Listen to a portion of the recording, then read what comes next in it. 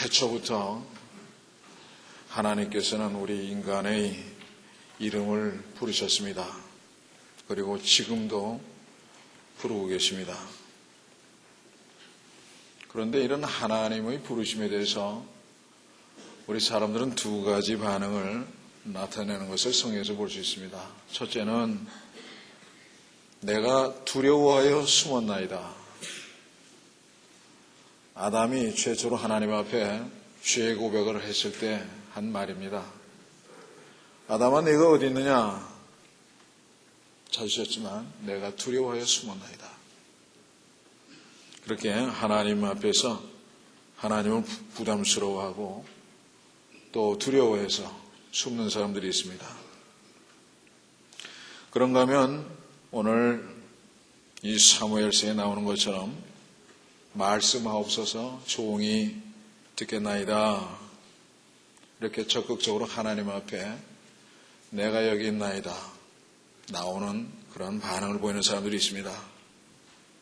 과연 나 자신은 어느 편에 속하는가 한번 깊이 생각해 봐야 됩니다. 무엇보다도 하나님의 부르심은 빠짐이 없습니다. 학교 선생님이 출석 체크하듯이 하나님께서는 다 부르십니다. 뭐 목회자들이고 교육자들이니까 하나님 부르시고 장로님이니까 부르시고 사람 눈에 띄지 아니하고 버려지고 장애인이고 이런 사람들 또는 나는 군중 속에 숨어 있으니까 하나님 나 안 부르시겠지. 나는 하나님과 멀리 떨어져 있으니까 하나님 나 안 부르시겠지. 이렇게 생각할지 모르지만 아닙니다. 여러분, 하나님께서는 누구나를 다 부르고 계십니다. 이처럼 하나님께서는 오늘 사무엘을 부르셨습니다. 사무엘을 부르시는 이런 모든 과정과 장면을 통해서 과연 하나님께서 우리를 어떻게 부르시는가 우리가 살펴볼 수 있습니다. 저수로 하나님께서는 음성으로 부르셨습니다. 사무엘아, 사무엘아. 그것이 하나님이 무슨 사람의 목소리를 가지셨겠습니까? 우리 귀가 영안이 들려있게 되면 어떠한 파동의 음성에도 우리 귀는 들을 수가 있습니다. 꽤 오래전 일입니다만은 미국의 샌프란시스코에 한 흑인이 67세 먹으신 분이 계셨는데 많은 사람들에게서 좋은 소문이 났습니다. 아주 미소가 아름답고 눈빛이 나이가 드셨지만 초롱초롱하시고. 근데 이분은 누구냐면 65세에 정년퇴직을 한 부두 노동자였습니다. 이분은 알코올 중독자였습니다. 그래서 매일같이 늘 가는 술집에 가서 술을 먹었습니다. 그러던 어느 날 마음 가운데 그런 생각이 든 거예요. 내가 왜 이렇게 살고 있지? 내가 왜 이렇게 살고 있지? 그것은 분명히 하나님이 주신 음성입니다. 옛날에 설매제에 우리가 수련회 갔을 때 어느 성도가 그렇게 간증한 일이 있어요. 내가 왜 이렇게 살고 있었을까?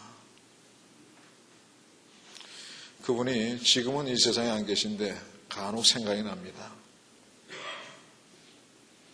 육신의 연약함을 이기지 못해서 하나님 품에 갔지만 하나님 품에 있을 줄 믿습니다. 그래서 이 사람도 내가 왜 이렇게 살아야 되나 하면서 하나님께 요청을 했습니다. 그랬더니 마음 가운데 빗자루하고 카트, 말하자면 손수레를 하나 사라 이런 말씀이 오더라는 거예요. 그걸 샀습니다. 분명히 내면에서 하나님께서 그러한 음성을 들려준 겁니다.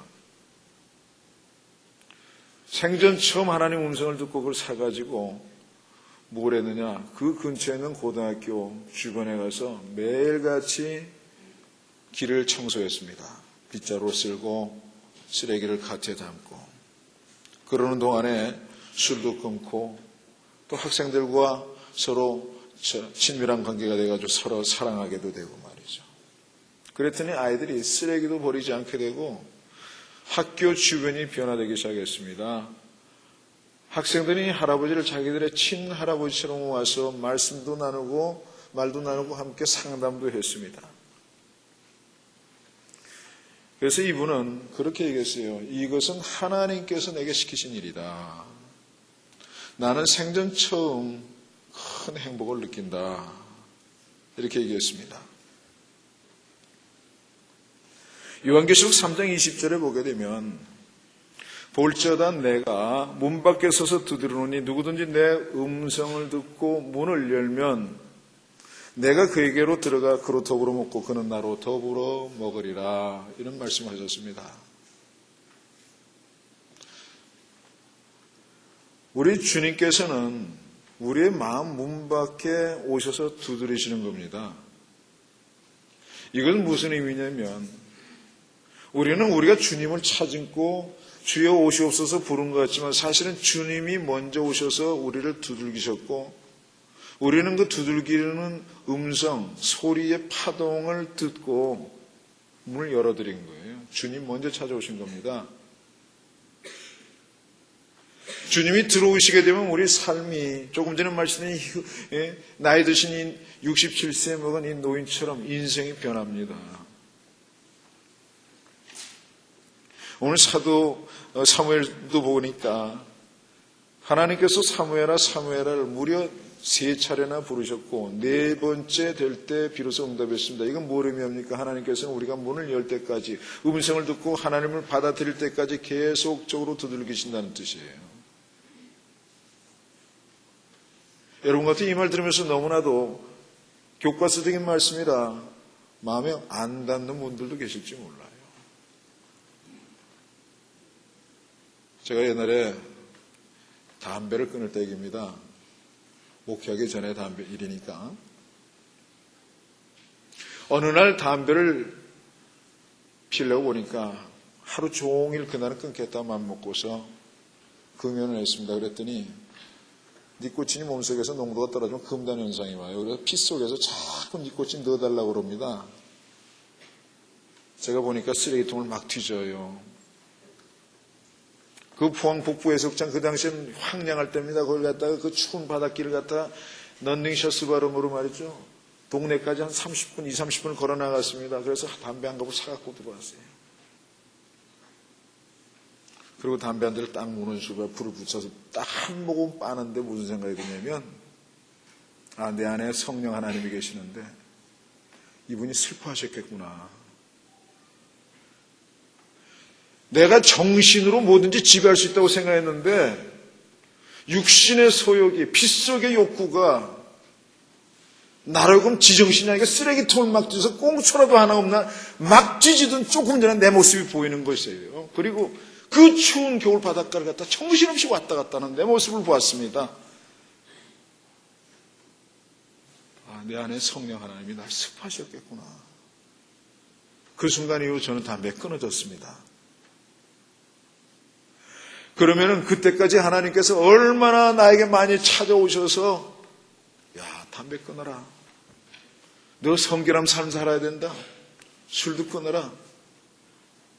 얼마나 많이 말씀하셨는데 이 사무엘처럼 아직 여호와의 말씀을 들은 일이 없는 거로 하나님께서 계속적으로 3번씩이나 음성으로 얘기하시는데 듣지 못하고 계속적으로 어느 날 문득 들으니까 다 아는 얘기인데 내 피 속에 니코틴 농도가 시간이 지나면서 땀과 또 소변으로 다 배출되기 때문에 농도가 떨어지면 내 몸에 금단 현상이 도는 다 아는데도 불구하고 한 번도 느끼지 못했던 그런 어리석음이 눈에 보이면서 하나님이 싫어하시는구나. 내가 성령 하나님 슬프게 해드렸구나. 비로소 성령 하나님의 음성을 들었습니다. 이처럼 하나님께서는 우리에게 항상 무언가를 요청하실 게 있으면 오셔서 먼저 두들기고 문을 열어주길 원하십니다. 그러다 보면 여러분들 마음 가운데 그런 마음이 들 때가 있을 거예요. 내가 오늘 가서 교회 가서 기도해야 되겠다. 내가 오늘 어디 가서 전도해야 되겠다. 어디 가서 봉사해야 되겠다. 하나님께서 내게 이런 재물을 주셨는데 하나님께 먼저 봉헌해야 되겠다. 이거 다 하나님이 주신 생각입니다. 두들기시는 거예요. 여러분이 두들긴다는 게 무슨 의미가 있냐면 우리가 귀로 듣는 건 뭘로 듣습니까? 파동으로 듣습니다. 고막이 떨려서 듣습니다. 모든 음성은 음파입니다. 파동입니다. 에너지입니다.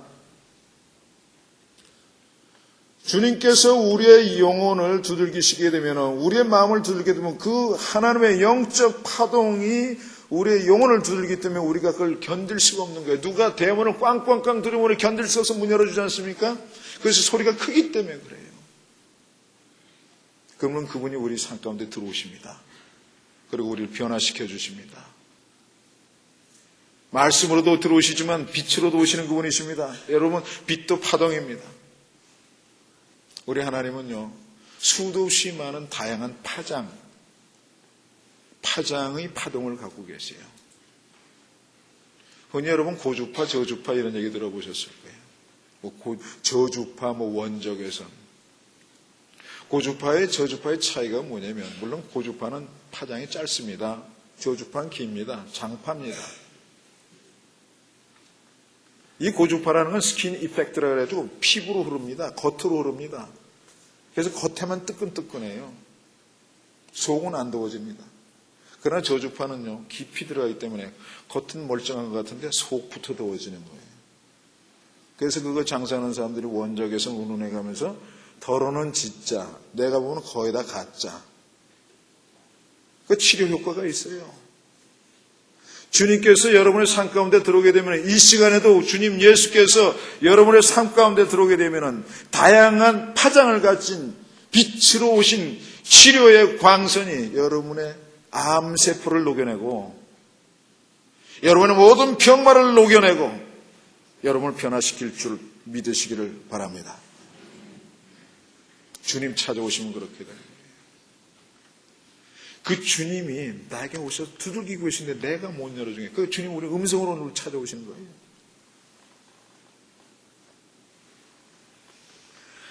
제가 교회 개척할 때도 그랬습니다.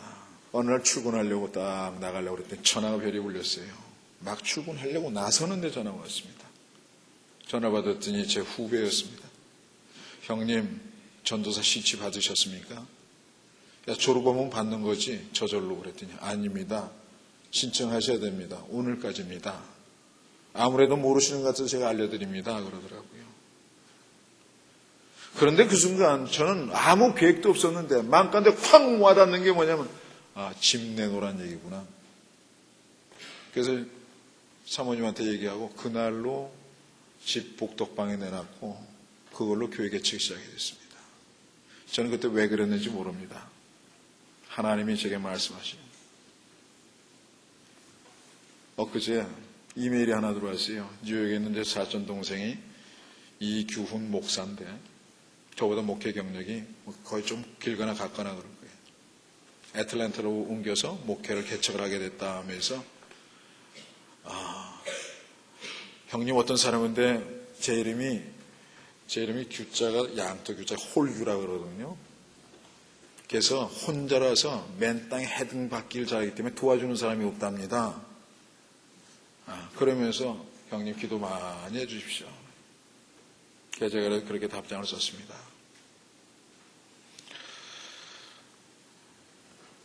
가평 성결교회 한 목사라는 친구가 나한테 옛날에 찾아온 일이 있는데 교회 개척을 곳에 할까 말까 고민하길래 당시 1000명 애어른 없이 만날 자신 있냐. 1000명 만나면 100명은 안 오겠나. 애어른도 합해서. 사도 바울처럼 사도들 중에 빨빨거리고 돌아다니는 사람은 어디 있냐. 돌아다니면 오는 거지. 한두 명 갖고 10년 기도해봐라. 말짱 꽝이다. 네, 이렇게 얘기해 줬더니 지금 교회 짓고 목회 재밌게 잘한다. 홀규자의 시작인 규정의 형으로부터. 그러더니 답장이 왔어요. 형님, 홀규자로 시작되는 규정이란 말이 너무 위로가 됐습니다. 그리고 전도 노트에 늘 100명은 있어야 된다는 그 말씀대로 하겠습니다.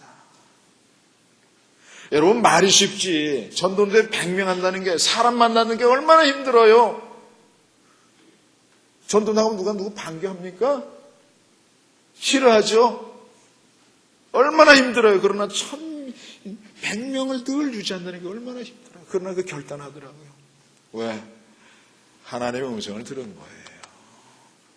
하나님의 음성을 들으면 잃었던 용기도 생기고 좌절해서 일어나고 사람이 변합니다. 새 사람 됩니다. 하나님은 그렇게 찾아오셨습니다. 그러니까 사무엘이 뭐라고 했습니까? 두려워하여 숨었나이다, 부담되어 숨었나이다가 아니라 여호와여 말씀하옵소서, 주의 종이 듣겠나이다, 이렇게 대답했습니다. 이렇게 하나님께서는 먼저 음성으로 우리를 찾아오시고 부르십니다. 그러고 나서 사무엘상 3장 20절에 보게 되면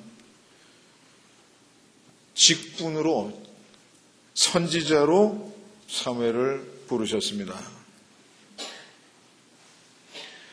과연 하나님께서 부르시는 직종이 선지자라든가 교육자라든가 목회자라든가 이런 분들만 이겠습니까? 과거엔 그랬습니다. 우리가 성직을 vocation이라고 그래요. V-O-C-A-T-I-O-N 또는 천직, 성직 그렇게 얘기합니다. 이건 어디서 나온 말이냐면 보카레 하는 라틴어에서 나오는데 이 라틴어의 보카레는 voice입니다. 음성이라는 뜻이에요. 하나님의 음성을 듣고 택한 직업이다. 그래서 성직만, 중세시대만 사제들만 또 신부들만 하나님이 인정하시는 직업으로 이렇게 여겼습니다. 그러나 그것은 죄에 대한 일에 대한 어떤 잘못된 신학 때문에 그랬습니다. 하나님께서는 아담과 하와가 죄를 졌기 때문에 땀 흘려서 일을 해서 먹고 살아야 된다. 거기다 초점을 맞춰가지고 일하는 것 자체가 죄에 대한 페널티로 여겼던 그런 시절이었습니다. 그러나 하나님께서는 아담을 에덴 동산에 데워주시고 이것을 관리하고 지키고 세상을 정복하고 다스리라 이렇게 일의 명령을 하셨고, 그것은 하나님이 우리의 다양한 방법으로 다스려야 될 여러 가지 직종에 대한 부르심이었습니다. 이것이 바로 마틴 루터가 이야기하기 시작한 겁니다. 그래서 그분은 그렇게 얘기했습니다. 종교개혁하면서 모든 정직한 직업은 하나님의 부르심이다. 영혼 치유와 또 다스림을 위해서 성직자가 필요하듯이 아이들을 학문을 가르치는 선생님이 필요하고 의사가 필요하고 간호사가 필요하고 건축사가 필요하고 약을 제조하는 사람이 필요하고 버스기사가 필요한 것 투성입니다. 하나님께서는 다양한 세상의 다양한 민족들과 다양한 사람들을, 다양한 연령층을 양육하기 위해서는 다양한 사람들을 천직으로 주셨습니다. 그렇기 때문에 루터는 그런 얘기를 했어요.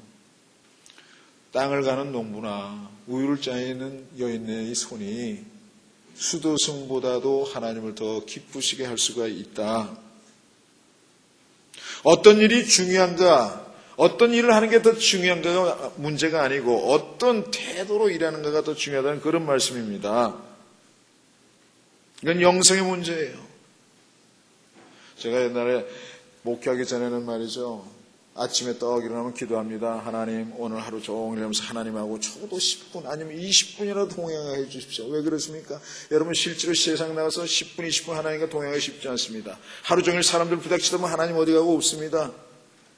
뭔가 사건이 터져가지고 마음 상처 입을 때 아이고 회개해야 되겠구나. 그때서 하나님하고 겨우 만납니다. 5분도 안 되는 거예요. 그래서 저는 늘 그래서 하나님과 그저 하루 종일 동행하고 저녁 때 되면은 하나님 앞에서 감사 기도할 수 있게 해주십시오. 그리고 내가 하나님과 오늘 동행하다 보면 무슨 일이 어떻게 될지 한번 체험해보고 싶습니다. 승리해보고 싶습니다. 그게 안 돼요. 잘. 얼마나 힘든지 몰라요. 자꾸 하다 보니까 시간이 들어요. 그러다 보니까 여러 가지 아주 희한한 일들이 벌어집니다. 하는 일마다 승리하게 됩니다. 그때 제가 깨달은 게 뭐냐. 또 목회하고 나서 깨닫고 비교되는 게 뭐냐면, 목회하면서는요, 여러분, 제가 몇 번 말씀드렸지만, 영적 생활하기 쉽습니다. 세상 거 다 차단되어 있으니까 얼마나 쉬워요. 기도하기도 쉽고요. 그러나 세상 일 가운데서 하나님을 섬기는 건 굉장히 어렵습니다. 그거 잘하는 게 영성이 깊은 겁니다. 그렇기 때문에 세상에서 내가 무슨 일을 맡아서 하든지 간에 그 일에서 하나님의 영광을 드러내려고 애쓰는 것, 이것이 바로 하나님이 우리에게 주신 직분으로서의 부르심인 것입니다. 그래서 고린도서 10장 31절에 그런즉 너희가 먹든지 마시든지 무엇을 하든지 다 하나님의 영광을 위하여 하라, 이렇게 말씀하고 있습니다. 우리가 하나님의 영광을 위해서 한다면 우리에게 돌아오는 반대급부가 과연 뭡니까? 그저 하나님께는 우리는 소모품에 불과하고 하나님께 영광만 돌리면서 끝나는 그런 존재들입니까? 그렇지 않습니다. 하나님은 세상을 이처럼 사랑하사 독생자를 우리에게 주신 것처럼 우리가 하나님의 영광을 위해서 한 것은 우리에게 대단한 부담이요 헌신이지만 그것은 바로 우리에게 생명길이기 때문에 그렇습니다. 1964년에 말레이시아하고 인도네시아가 전쟁을 해줬습니다. 그때 보르네오라는 곳에서 대치 중에 있었는데 말레이시아 쪽에서 네팔의 국카스 부족이라는 부족들을 용병으로 채용을 했습니다. 이 네팔의 국카스 이 부족은 얼마나 용감한지요. 어떠한 전쟁도 마다하지 않습니다. 어느 날 이 말레이시아의 장교가 이 네팔 용병들에게 앞으로 가다가 보면 비행기에서 낙하해서 어느 지역을 점령해야 될 필요가 있을지도 모르는데 해주겠느냐 그랬습니다. 그랬더니 네팔 용병들이 안 된다고 그랬어요. 떨어지면 죽지 않습니까? 다른 건 다 몰라도 그건 안 된다 그랬습니다. 그러더니 그 다음날 대표자가 찾아와서 얘기를 다시 하자 그러면서 3가지 조건을 갖춰주면 우리가 비행기에서 뛰어내리겠다 그랬습니다. 첫째는 부드러운 땅에다가 내려줄 것. 두 번째는 비행기가 천천히, 최대한 천천히 갈 것. 세 번째는 높이를 100피트, 한 25m 정도 높이로 날아갈 것. 그러자 말레이시아 장교가 대답했습니다. 첫 번째, 두 번째는 좋습니다. 의뢰 그렇게 하는 겁니다. 그런데 세 번째는 불가능합니다. 왜냐하면 25m 내지 30m에서 떨어지면 낙하선이 펴지지도 않고 떨어져서 죽습니다.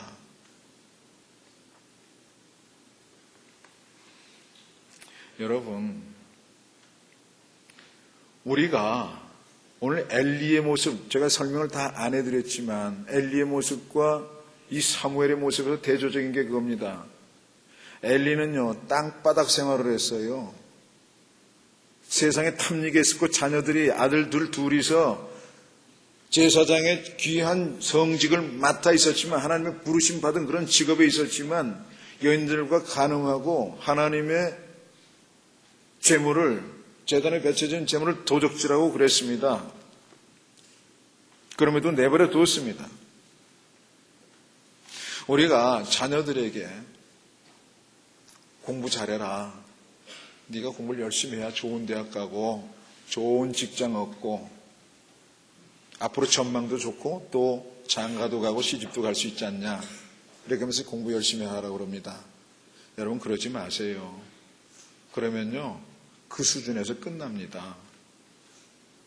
낙하선을 펴보기도 전에 어정쩡한 높이에서 뛰어내려서 결국은 아무것도 되지 못하고 크게 다치거나 죽거나 둘 중에 하나입니다. 더 높은 곳에서 뛰어내려야 돼요.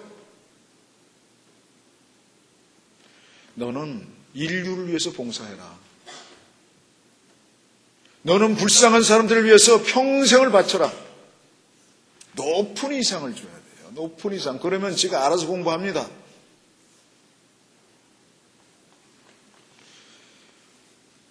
다시 말해서 하나님께서 사무엘에게 선지자의 직분을 준 것은 이처럼 어정쩡한 신앙생활이 아니라 엘리처럼 땅바닥에서 의자 높이 앉았다가 나중에 의자 높이서 굴러서 목이 떨어져 죽었지 않습니까? 그런 정도의 신앙생활 하지 말고 높은 위치에서 신앙생활 함으로써 오히려 생명길을 가라, 이런 뜻입니다. 여러분, 그렇기 때문에 하나님의 뜻대로 부르시면 직분을 갖다가 어느 직종에 있던 건데 하나님의 영광을 위해서 내가 자녀를 기를 때도 아이들, 딸들에게도 야, 오늘 주일이지, 오늘 교회 가자, 공부도 좋지만 교회 가자, 저녁에 들어오면 야, 우리 함께 기도하자, 손잡고. 공부하건 무하건 뭐로 하는 게 아니라 전부 하나님의 영광을 위해서 해야 됩니다.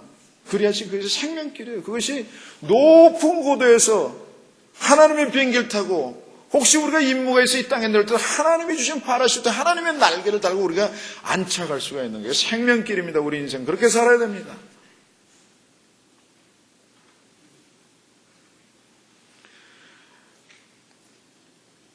구약에 보면 에녹이 있지 않습니까? 그 사람은 하나님과 동행하다가 하늘로 그냥 갔습니다. 노아는 하나님의 말씀에 따라서 방주를 준비했고 세상 사람들과는 전혀 다른 방향으로 나갔습니다. 세상 사람들은 시집가고 장가가고 먹고 마시고 이런 게 취해 있을 때 이들은 하나님의 방주, 생명선을 준비했습니다. 그래서 새 세상을 열었습니다. 그런 비전을 가지고 있었습니다. 그것이 그들에 대한 부르심이었습니다. 아브라함도 마찬가지입니다. 그는 복의 근원이 되기 위해서, 많은 사람들의 복의 근원이 되기 위해서 하나님께서 부르시는 곳을 향해서 앞으로 주실 도성을 바라보고 갔습니다. 모든 거 다 버렸습니다. 모세도 바로의 공주의 아들됨을 거절하고 이스라엘의 목자가 되었습니다. 히브리서 11장에 나오는 모든 아벨로부터 시작해서 바락과 살몬과 라합에 이르기까지 많은 믿음의 사람들에 대해서 이렇게 말씀하고 있습니다. 저희가 이제는 더 나은 본향을 사모하니 곧 하늘에 있는 것이라. 그러므로 하나님이 저희 하나님이시라 일컬음 받으시면 부끄러워 아니하시고 저희를 위하여 한 생을 예비하셨느니라.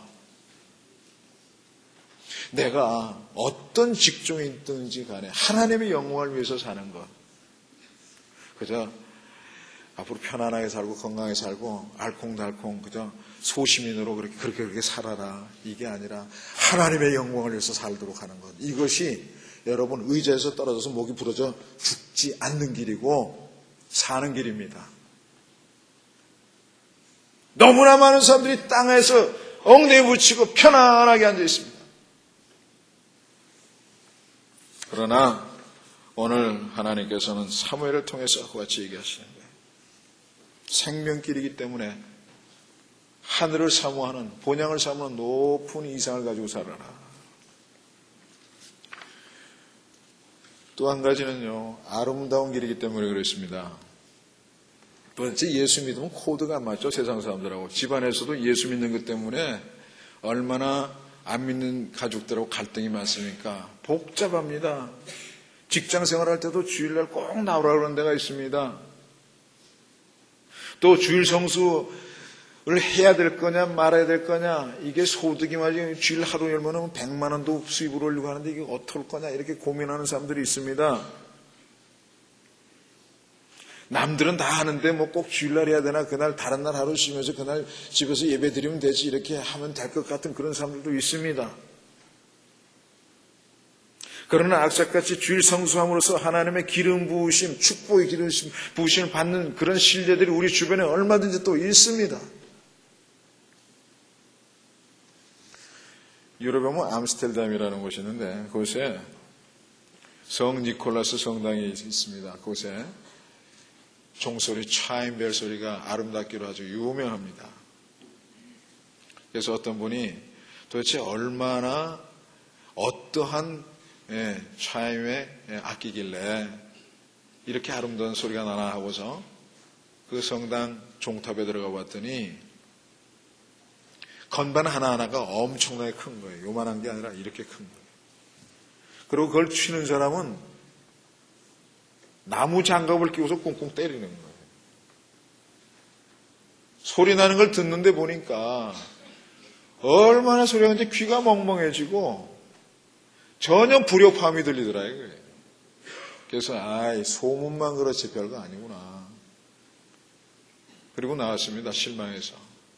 그런데 그 다음날 아침 멀리 시골을 가는데 아주 한적한 하늘가 산자락쯤 왔을 때 어디서 아름다운 차임벨 소리가 들렸어요. 그게 바로 어제 들렸던 니콜라스 성당의 소리였습니다.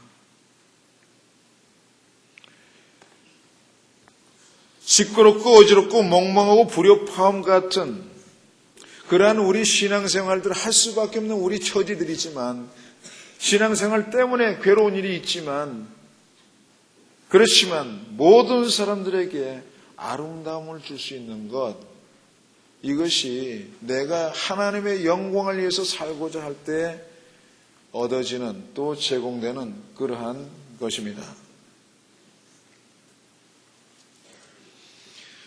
엘리는 그 아들 둘과 더불어서 성직을 하나님으로부터 부여받았고 그것이 그들의 콜링 곧 부르심이었습니다. 그러나 자기 자신들의 땅의 생활들만을 위해서, 자기 유익만을 위해서 했고 하나님을 존중하지 않았습니다.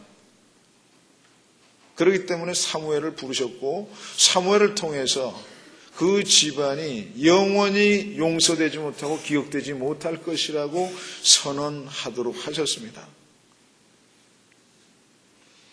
저는 이 말씀 보면서 제 자신에 대해서도 많이 생각을 했습니다.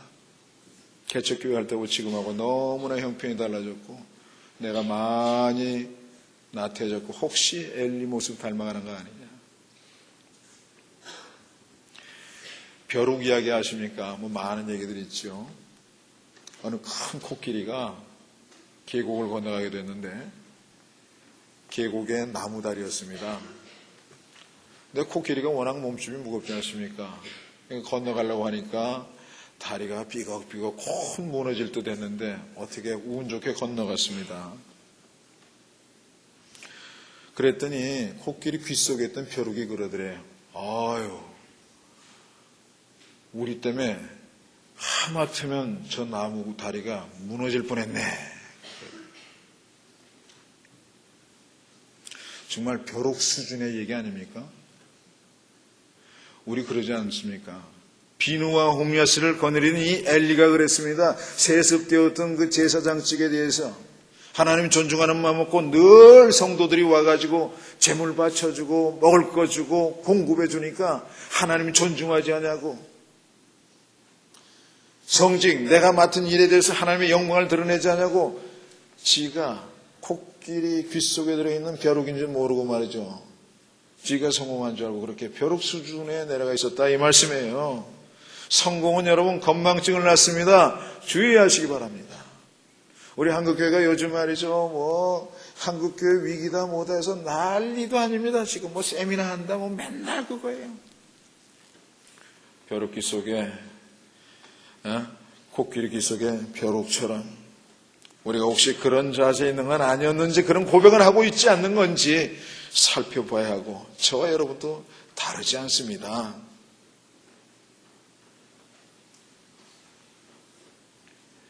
사랑하는 성도 여러분, 그렇기 때문에 오늘 우리는 엄밀한 의미에서 하나님 앞에서, 하나님이 부르실 때 그분 앞에서 우리가 헌신하는 것, 이것이 우리에게 부담이 돼서 하나님 싫습니다, 하나님 난 모르겠습니다, 두려워해 나 숨겠습니다, 이게 아니고